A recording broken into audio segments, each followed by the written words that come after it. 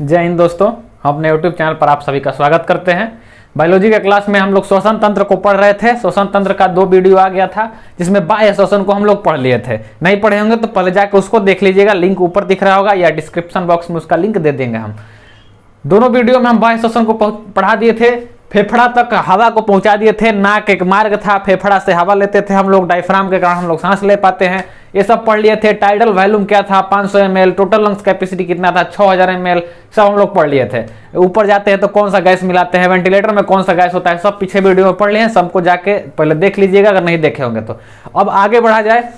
आगे हम बताए थे पिछले वीडियो में कि कोशिका में भी श्वसन होता है। एक श्वसन तो हम लोग बाहर करते हैं, हवा ले रहे हैं, श्वसन की क्रिया हो रही है, लेकिन एक कोशिका के अंदर भी श्वसन होता है, तभी हम लोग को ऊर्जा मिलती है। यहां तक तो हम लोग ऑक्सीजन को बस यहां से छांट रहे थे, फिर कोशिका तक हीमोग्लोबिन पहुंचाया था ना जी। फिर आगे अब कोशिका में क्या श्वसन की क्रिया होती है उसको हम लोग आज पढ़ेंगे। इसको कोशिकीय श्वसन कहते हैं। कोशिका में होने वाले श्वसन को कोशिकीय श्वसन कहा जाता है, चाहे उसको आंतरिक श्वसन कहा जाता है, और जो बाहर ये फेफड़ा में हो रहा है इसको बाह्य श्वसन कहा जाता है। और हम लोग कोशिकीय श्वसन को देखते हैं। ऑक्सीजन को ला दिए थे कहां तक, कोशिका तक ला दिए थे हीमोग्लोबिन के थ्रू। तो मान लीजिए ये सेल है, सेल, तो सेल के अंदर 2 जगह पर श्वसन होता है। एक होता है जीव द्रव्य, मतलब इसको कोशिका द्रव्य कहिए, कोशिका द्रव्य, साइटोप्लाज्म। साइटोप्लाज्म हम बताए थे ना, कोशिका में जो द्रव भरा होता है जिसमें सभी अंग उसके तैरते रहते हैं, उसको साइटोप्लाज्म कहा जाता है। तो वहां पर भी ये श्वसन होता है। और एक माइटोकॉन्ड्रिया में श्वसन होता है, यहीं पर ना ऊर्जा बनता है, इसको ऊर्जा गृह पावर हाउस कहा जाता है ना। माइटोकॉन्ड्रिया को हम पीछे कोशिका में पढ़ाए थे, माइटोकॉन्ड्रिया में। तो कोशिका के अंदर कहां श्वसन होता है, 2 जगह श्वसन होता है। पहला कोशिका द्रव्य में होता है और दूसरा माइटोकॉन्ड्रिया में होता है। तो कोशिका द्रव्य में जो श्वसन होता है उसमें ऑक्सीजन का काम नहीं है, माने O2 का काम नहीं है, इसका काम नहीं है। और माइटोकॉन्ड्रिया में जो श्वसन होता है उसमें ऑक्सीजन का काम होता है, इसलिए इसको अनाक्सी श्वसन कहते हैं। जो कोशिका द्रव्य में होता है इसको अनाक्सी श्वसन, मतलब ऑक्सीजन नहीं है, अनाक्सी श्वसन। तो कोशिका द्रव्य में होने वाले श्वसन को क्या कहा जाता है, अनाक्सी श्वसन। और माइटोकॉन्ड्रिया में होने वाले श्वसन को कहा जाता है ऑक्सी श्वसन। ऑक्सी श्वसन। जो बोल रहे हैं उसको बढ़िया से सुनते रहिएगा, लिखने में थोड़ा गड़बड़ हो सकता है। तो कोशिका द्रव्य में जो श्वसन होता है उसमें ऑक्सीजन की काम नहीं है, उसमें ऑक्सीजन भाग नहीं लेता है। ऑक्सीजन हम लोग लेते हैं किस लिए, वो माइटोकॉन्ड्रिया में काम होता है, जिससे ऊर्जा बनाता है माइटोकॉन्ड्रिया। तो इसको ऑक्सी श्वसन कहते हैं, और कोशिका में होने वाले श्वसन को अनाक्सी श्वसन कहते हैं। तो अब देखा जाएगा कि इसमें क्या क्या क्रिया होता है। जो कोशिका में श्वसन होता है इसको अनाक्सी श्वसन कहते हैं। तो अनाक्सी श्वसन के फलस्वरूप 4 ATP बनता है, 4 ATP, 2 + 2 ATP। तो यहां पर जो श्वसन होता है उसमें क्या होता है कि 4 गो ATP बनेगा। कोशिका द्रव में सबसे पहले 4 गो ATP बनेगा। इसमें से 2 ATP जो है ना ये ग्लूकोज को तोड़ेगा। हम लोग कार्बोहाइड्रेट खाए थे तो ग्लूकोज लास्ट में टूट गया था ना, तो वो ग्लूकोज हमें ऊर्जा नहीं देता है, उसको भी आगे तोड़ के बनाना पड़ेगा ऊर्जा देने के लिए। तो उस वहां से ऊर्जा प्राप्त करने के लिए यहाँ पर ग्लूकोज को तोड़ेगा ये। तो कोशिका द्रव्य में ग्लूकोज टूटता है, यहाँ पर ग्लूकोज को तोड़ेगा, ग्लूकोज। 4 ATP बना ना, तो 4 ATP 2 गो इसमें से ग्लूकोज को तोड़ दिया और 2 गो बच गया। 4 गो में 2 गो बच गया ना, 2 ग्लूकोज को तोड़ा और ग्लूकोज को तोड़ के क्या बनाएगा, पाइरूबिक एसिड, मतलब अम्ल।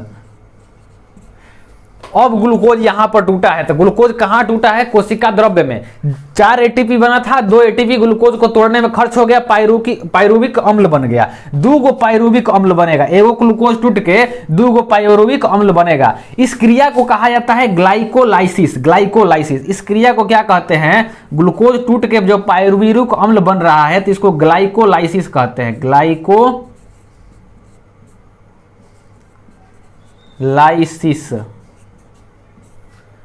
इस चीज को ध्यान से समझिएगा। कोशिका द्रव्य में जो श्वसन होता है ऑक्सीजन की उपस्थिति में नहीं है, वहां पर ऑक्सीजन का काम नहीं है। 4 ATP बनता है, अनाक्सी श्वसन के फलस्वरूप 4 ATP बनता है।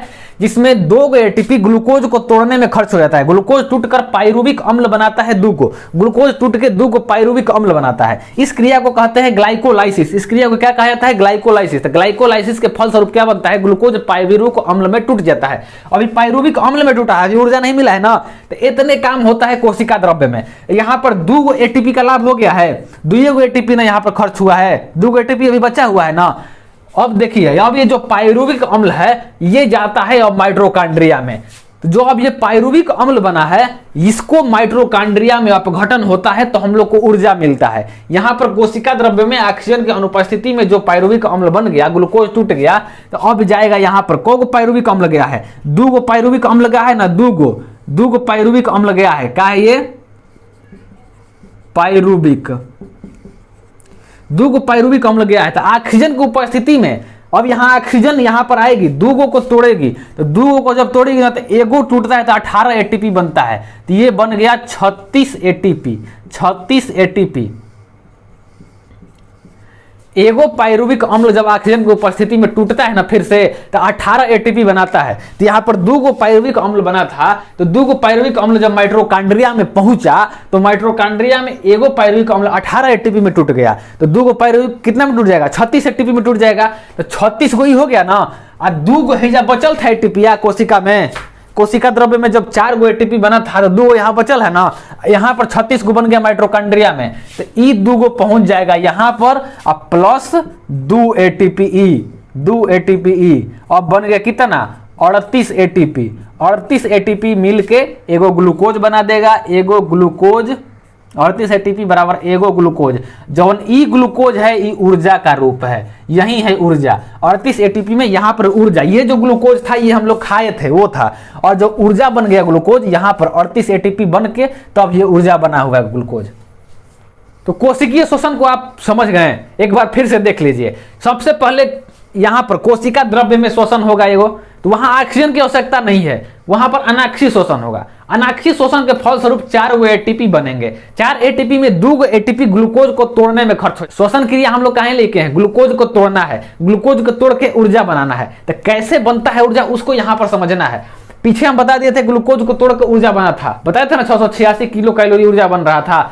तो यहाँ पर देखिए 4 एटीपी बना जिसमें से 2 एटीपी खर्च हो गया ग्लूकोज को तोड़ने में, 2 बच गया। ये ग्लूकोज टूटा हुआ है 2 पाइरुविक अम्ल में, 2 पाइरुविक अम्ल में एगो ग्लूकोज टूटा। इस क्रिया को कहते हैं ग्लाइकोलाइसिस। इस क्रिया को क्या कहते हैं? ग्लाइकोलाइसिस। तो ग्लाइकोलाइसिस के दौरान जो पाइरुविक अम्ल 2 बना है अब वो पहुंचेगा माइटोकॉन्ड्रिया में। अब ये माइटोकॉन्ड्रिया में शोषण होगा। तो माइटोकॉन्ड्रिया में जब वो पहुंचेगा तो वहां पर ऑक्सीजन पहुंचा हुआ है, सांस लिए हैं तो जो हीमोग्लोबिन है ना तो ऑक्सीजन ले जाके माइटोकॉन्ड्रिया में दे दिया है। यहां पर ऑक्सीजन की उपस्थिति में पाइरुविक अम्ल का अपघटन होगा। ऑक्सीजन की उपस्थिति में पाइरुविक अम्ल का अपघटन होता है। उसके बाद एगो पाइरुविक अम्ल 18 एटीपी में टूटता है। तो 2 पाइरुविक अम्ल 36 एटीपी में टूटेगा ना, एगो 18 एटीपी में तो 2 36 एटीपी में। तो 36 एटीपी यहां पर मिल गया आक्षी शोषण के फलस्वरूप, और यहां पर अनाक्षी शोषण के फलस्वरूप 2 एटीपी बचा हुआ था। ये 2 एटीपी आके यहां पर जुड़ जाता है और 38 एटीपी बन जाता है, और यहां पर एक ग्लूकोज का निर्माण हो जाता है जो हमें ऊर्जा देता है। तो कोशिकीय शोषण को हम अच्छी तरह से आप लोग समझ गए।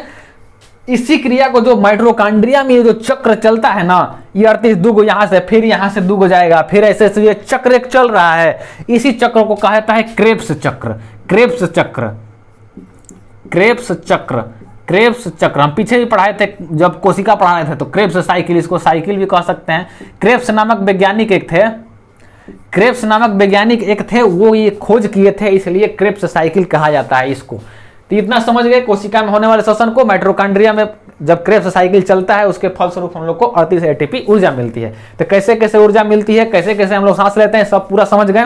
तो जब ये क्रेब्स साइकिल चलता है, जब माइटोकॉन्ड्रिया में ऑक्सीजन की उपस्थिति में पाइरुविक अम्ल का अपघटन होता है ना, तब यहाँ पर CO2 गैस निकलता है। यहाँ पर क्या निकलेगा? CO2 gas. यहाँ ऑक्सीजन आया था, पाइरुविक अम्ल को जब तोड़ता है 18 एटीपी में, तब CO2 गैस निकलती है और उसको फिर हीमोग्लोबिन पकड़ के फेफड़ा में लेके चला जाता है, और हम लोग सांस जब छोड़ते हैं तो निकाल देते हैं। इतना पड़ गए। तो कोशिकीय शोषण, कोशिका में होने वाले शोषण कोशिकीय शोषण, और फेफड़ा तक होने वाले शोषण को बाह्य शोषण कहते हैं। अब एक पॉइंट है श्वसनीय पदार्थ। श्वसनीय पदार्थ, श्वसनीय पदार्थ, तो श्वसनीय पदार्थ उस चीज को कहा जाता है ना, जो चीज हम लोग पदार्थ के रूप में खाए हैं, जो आसानी से श्वसन क्रिया में उसका अपघटन होता है, उसको कहते हैं श्वसनीय पदार्थ। तो किसका अपघटन हो रहा था? तो ग्लूकोज का। तो कार्बोहाइड्रेट से ही ना ग्लूकोज बना था, तो कार्बोहाइड्रेट हो जाएगा श्वसनीय पदार्थ। कार्बोहाइड्रेट श्वसन के फलस्वरूप टूट रहा है तो कार्बोहाइड्रेट। इससे कम होता है, सबसे अधिक कार्बोहाइड्रेट टूटता है, इससे कम टूटता है प्रोटीन और इससे कम टूटता है वसा। तो पूछेगा सबसे अच्छा श्वसनीय पदार्थ कौन है? तो कार्बोहाइड्रेट है, क्योंकि कार्बोहाइड्रेट के फलस्वरूप जो पाचन क्रिया में ग्लूकोज तोड़ दिए थे, ग्लूकोज को तोड़कर यहां पर ऊर्जा बन जा रहा है। तो यही है श्वसनीय पदार्थ भी देख लिए, श्वसन क्रिया को देख लिए, पूरा श्वसन खत्म हो गया। तीनों वीडियो को अगर आप देख लेंगे तो आपको श्वसन से क्वेश्चन नहीं छूटेगा। आशा करते हैं आप इसको समझ गए होंगे। नाक से सांस लेकर के फेफड़ा से ऑक्सीजन छान लिए थे, उसको लेकर कोशिका में गए, कोशिका में ऑक्सीजन की उपस्थिति में यहाँ पर ग्लूकोज टूट गया, ऊर्जा बन गया और यहाँ पर CO2 गैस निकली, फिर हीमोग्लोबिन वहां पर फेफड़ा में ले जाकर छोड़ दिए, बाहर हम लोग छोड़ दिए। पूरा प्रोसेस को श्वसन क्रिया कहा जाता है, जो बाहर फेफड़ा तक होता है बाह्य श्वसन कहते हैं, जो अंदर कोशिका में होता है उसको कोशिकीय श्वसन कहा जाता है। असली ऊर्जा जो हम लोग को मिलती है वो कोशिकीय श्वसन के दौरान ही मिलती है। पूछ देगा कि ऊर्जा हमें कहां से मिलती है, किस श्वसन के दौरान मिलती है? तो आंतरिक श्वसन मतलब कोशिकीय श्वसन के दौरान ही हम लोग को ऊर्जा मिलती है। बाह्य श्वसन में हम लोग को ऊर्जा नहीं मिलती है। बाह्य श्वसन में बस ऑक्सीजन का छान आता है, वो ऑक्सीजन को हम लोग बस छानते हैं। तो पूरा श्वसन तंत्र को हम लोग देख लिए। अब आगे जो चैप्टर खुलेगा, अगला चैप्टर होगा परिसंचरण तंत्र, सर्कुलेटरी सिस्टम। मतलब ब्लड का हम लोग का हृदय से कैसे पंप होके कैसे हर जगह ब्लड पहुंचता है, उसके बारे में पढ़ेंगे हम लोग। सीधा धमनी सब उसी का टॉपिक होता है, तो उसको अगले वीडियो से अब उसका खुल जाएगा, वो भी पार्ट वाइज बन के आएगा। आप उसको देखिएगा, छोटा छोटा वीडियो रहेगा, आपको आसानी से समझ आता रहेगा। आशा करते हैं आपको श्वसन क्रिया का जो श्वसन तंत्र का चैप्टर है अच्छी तरह से समझ में आ गया होगा। अगर समझ में आ गया होगा तो हमारे वीडियो को लाइक कीजिएगा, कमेंट कीजिएगा और हमारे चैनल को सब्सक्राइब जरूर कर लीजिएगा अगर अभी तक नहीं किए होंगे तो। तब तक के लिए जय हिंद।